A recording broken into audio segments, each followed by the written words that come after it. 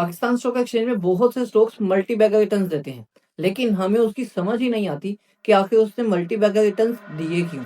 और सबसे बड़ा मसला ये आ जाता है कि हम उसके प्रॉपर एनालिसिस ही नहीं कर पाते। तो आज एक और स्टॉक जिसने मल्टी बैगर रिटर्न्स दिए, आपको उसकी शॉर्टली एनालिसिस मिलने जा रहे हैं। अस्सलाम वालेकुम गाइस, मैं शमशुएब, आप देख रहे हैं बी1 बिलियनर यूट्यूब चैनल। जिस तरह के आपको पता है कि 15,000 सब्सक्राइबर्स के बाद हम अपना बिगिनर टू प्रो लेवल का फंडामेंटल कोर्स, जो कि पहले पेड था, अब सिर्फ यूट्यूब पर पब्लिक करने जा रहे हैं। तो आप जल्दी से चैनल को सब्सक्राइब कर लें, तो दूसरों को शेयर लाजमी करें। एंड अगर आप किसी कंपनी का एनालिसिस चाहते हैं तो उस कंपनी का नाम लिखकर कमेंट सेक्शन में कमेंट करें, तो आपके लिए भी उस कंपनी के एनालिसिस किए जाएंगे। और बहुत सी कंपनीज के एनालिसिस इसी वीडियो की डिस्क्रिप्शन में उन वीडियोस के लिंक्स मौजूद हैं।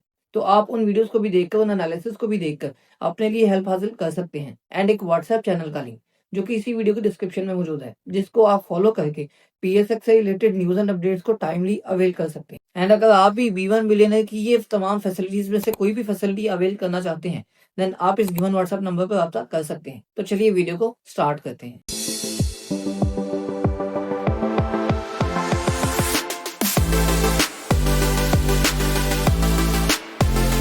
ये नजर हमारे प्रीमियम ग्रुप के प्रॉफिट्स पर डालें, जिनको आप टाइमली अवेल कर सकते हैं इस गिवन व्हाट्सएप नंबर पर रब्ता करके। तो हमारे एक ही ग्रुप में ये तमाम फैसिलिटीज गिवन है, तो आप इन फैसिलिटीज को अवेल करने के लिए हमसे रब्ता कर सकते हैं। तो पेस पाकिस्तान लिमिटेड, जो कि स्टॉक सिर्फ 5 रुपीज से उठकर 30 रुपीज तक आया, इसने मल्टीबैगर रिटर्न्स आखिर क्यों दिए, वो भी सिर्फ 3 से 4 महीनों के अंदर। ये पेस पाकिस्तान लिमिटेड बनी तो 1992 में थी और फिर बाद में ये स्टॉक एक्सचेंज पर लिस्ट हुई।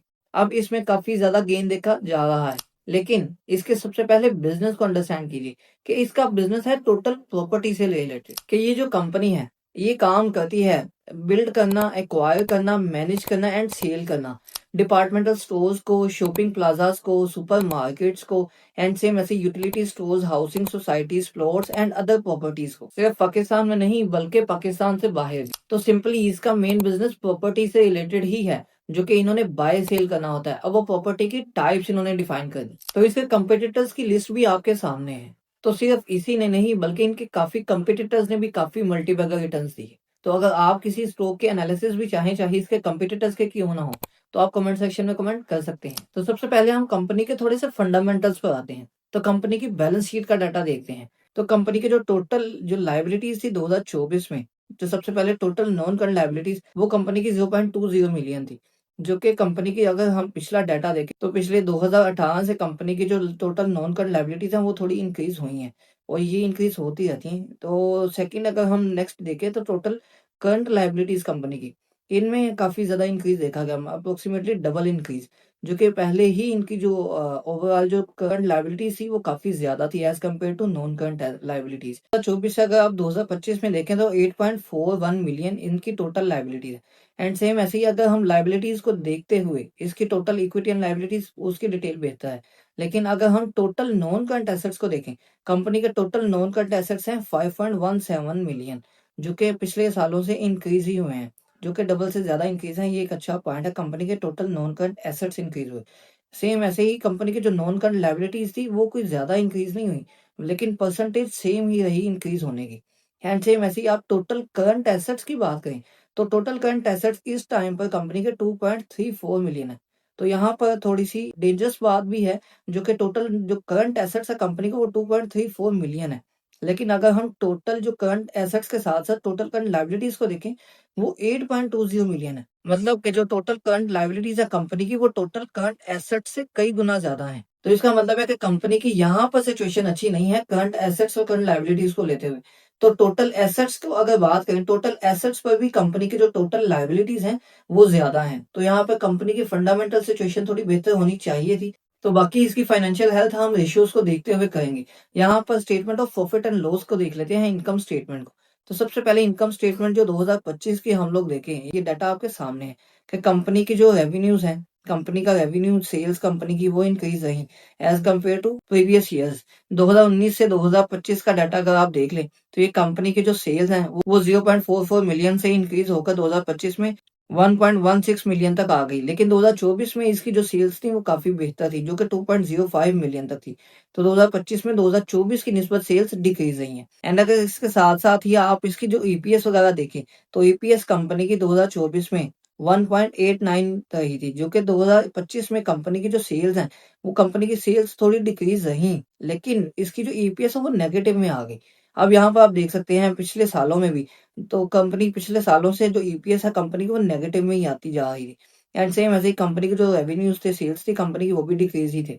तो 2019, 20, 21 में लॉस में जाने की तो मेन वजूहात इनके एक्सपेंसेस ही थे, जो कि इनके एक्सपेंसेस काफ़ी ज़्यादा होते जा रहे थे। वो एक्सपेंसेस में इम्पेयरमेंट लॉसेस भी थे, ट्रेड एंड अदर रिसीवेबल्स की सूरत में एंड अदर ऑपरेटिंग एक्सपेंसेस की सूरत में भी। एंड सेम ऐसे ही आप 22-23 को भी देख लें तो 22-23 भी कंपनी का लॉस में गया। लॉस में जाने की वजूहात इसके कोई अदर ऑपरेटिंग एक्सपेंसेस या इसके कोई लॉसेस नहीं थे ट्रेडेबल या रिसीवेबल्स में से। लेकिन यहाँ पर कंपनी की जो फाइनेंस कॉस्ट है दोनों सालों में कंपनी की वो इंक्रीज रही एंड कंपनी के जो करेंसी कन्वर्टेबल बॉन्ड्स थे उनमें कंपनी को लॉसेस को बर्दाश्त करना पड़ा। जिसकी वजह से 2022 और 23 में भी कंपनी लॉसेस में ही गई। लेकिन 2024 में कंपनी की जो सेल्स थी वो as compare to 2023 approximately 8 times बढ़ी। तो 2024 में इतनी सेल्स इंक्रीज़ होने के बाद कंपनी ने काफ़ी अच्छी परफ़ॉर्मेंस दिखाई और कंपनी की जो ईपीएस नेगेटिव में चल रही थी, वो कंपनी की 1.89 तक पॉज़िटिव में काफ़ी आ गई। एंड सेम ऐसे ही 2025 में कंपनी की सेल्स थोड़ी डिक्रीज़ रही, लेकिन कंपनी के जो ओवरऑल जो एडमिनिस्ट्रेटिव सेलिंग एक्सपेंसेस थे, कंपनी के वो इंक्रीज़ हो गए एज़ कम्पेयर टू 2024 जिसकी वजह से कंपनी की जो ईपीएस है वो ज़्यादा डिक्रीज़ हो गई। एंड सेम ऐसे ही कंपनी की जो अदर इनकम थी, वो भी 2025 में एज़ कम्पेयर टू 2024 काफ़ी लो आई। एंड सेम ऐसे ही करेंसी कन्वर्टिबल बॉन्ड्स के जो कंपनी के जो लॉसेस थे कंपनी को 2024 में उसमें प्रॉफिट था लेकिन 2025 में वो भी बर्दाश्त करने पड़े। तो ये ओवरऑल सिचुएशन देखते हुए कंपनी 2025 में माइनस रही। लेकिन अगर आप क्वार्टर वाइज़ बात करें तो अभी फर्स्ट क्वार्टर 2026 में कंपनी ने काफ़ी अच्छी रिकवरी दिखाई और सिर्फ फर्स्ट क्वार्टर में ही कंपनी की जो ईपीएस निकल कर आई वो 1.30 रही एंड कंपनी ने काफ़ी अच्छी परफॉर्मेंस दिखाई। और इसमें मेजर कंट्रीब्यूशन कंपनी की अदर इनकम की भी है। कंपनी की जो सेल्स है, रेवेन्यू जो कंपनी ने जनरेट किया वो as compare to previous quarters approximately same ही है, थोड़ा-सा ऊपर-नीचे।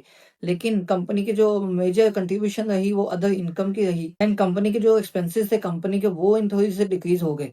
एंड फाइनेंस कॉस्ट में भी कंपनी को काफ़ी डिक्रीज़ देखा गया और कंपनी की जो एक्सचेंजेस करेंसी कन्वर्टिबल बॉन्ड्स के से जो कंपनी को प्रॉफिट मिला, उसने भी काफ़ी इंपॉर्टेंट रोल प्ले किया 2026 के फर्स्ट क्वार्टर में पॉजिटिविटी के लिए। तो कंपनी की ओवरऑल 1.30 ईपीएस बनकर निकली। तो 2026 का फर्स्ट क्वार्टर कंपनी के लिए बड़ा अच्छा रहा जिसने काफ़ी ज़्यादा इम्पैक्ट डाला है इसके स्टॉक की प्राइस पर। तो अगर हम इसके फाइनेंशियल हेल्थ की बात करें इसकी रेशियोज़ को देखते हुए, तो फर्स्ट ऑफ ऑल कंपनी के जो ग्रॉस प्रॉफिट मार्जिन्स हैं वो वर्सेस सेक्टर भी काफ़ी अच्छे रहे, जो कि अप्रॉक्सिमेटली नियर टू 35 टू 40% तक आते रहे। एंड 2024 में तो नेट प्रॉफिट मार्जिन्स कंपनी के बेहतर थे, 2025 में डिक्रीज़ हो गए। लेकिन ओवरऑल अगर हम 12 ट्रेलिंग मंथ्स की बात करें तो उसमें भी कंपनी के जो नेट मार्जिन्स हैं, वो कंपनी के अच्छे हैं। अगर हम इसकी पीई रेशियो की बात करें, तो कंपनी इस टाइम पर अप्रॉक्सिमेटली 25 से 30 के दरमियान की पीई रेशियो पर ट्रेड कर रही है और इसकी जो प्राइस टू बुक रेशियो है कंपनी की वो बेहतर नहीं है। वो कंपनी की बेहतर होनी चाहिए थी जो कि अभी नेगेटिव में है। एंड कंपनी की करंट रेशियो जो कि हमने ऑलरेडी ही बात कर ली थी कि कंपनी के जो करंट एसेट्स और करंट लायबिलिटीज़ की सिचुएशन को देखते हुए कंपनी की सिचुएशन बिल्कुल भी अच्छी नहीं है।